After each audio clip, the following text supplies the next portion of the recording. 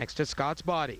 Slager's attorney did not return our calls. The investigation being handled by the South Carolina Law Enforcement Division, or SLED.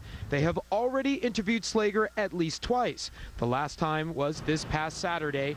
The SLED spokeswoman described that conversation as, quote, brief. SLED will also interview the first backup officer on the scene after the shooting, Officer Habersham. According to the police incident report, Habersham says, "I attempted to render aid to the victim by applying pressure to the gunshot wounds and directing the best route for EMS and fire to take to get to the victim faster." The cell phone video appears to show Habersham using his radio. The video also shows him putting on blue gloves, but does not appear to show him immediately giving aid to Scott when he arrived, but does show him moments later applying pressure to Scott's wounds.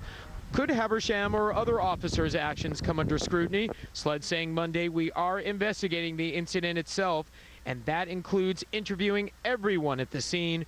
We are still in the process of doing that." And Aaron, a spokeswoman representing Slager's law firm, says it might be a while, actually, before Slager's attorney decides to come out and address the media. You'll remember he was upset about receiving information in terms of trying to develop his case from investigators. Meanwhile, a small group of protesters gathered out here tonight in front of City Hall. They said what happened here, what's happened in Ferguson, what's happened in New York, and now Oklahoma, they say all examples of why police departments all across the country need to be more closely monitored. Aaron? Jason, thank you. Out front now, our legal analyst, Paul Callan. Paul, first, the sort of laugh that you hear when he talks about the adrenaline pumping. What does that do? Well, it's not going to help him in front of a jury at all. It's it's a nervous laugh, obviously, but a man died, and I don't think people are going to take well to that. He also says that the man was trying to take his taser, but of course, when you see him shoot the man is far away from him, running away from him.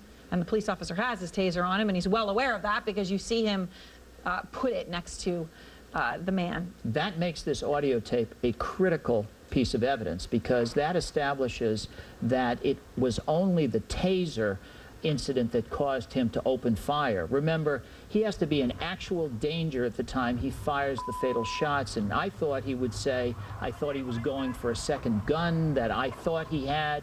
That's out of the case now, so I think this is really going to damage the officer's defense. Right, because you have him saying that he thought the guy had his taser when you can tell from the video he knew full well the guy did not have his taser. Meaning he was not threatened at all when he shot the guy in the back. So I think this really undermines his potential defense in the case.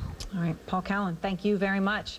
And out front next, new ISIS video, incredibly powerful explosions. You're not going to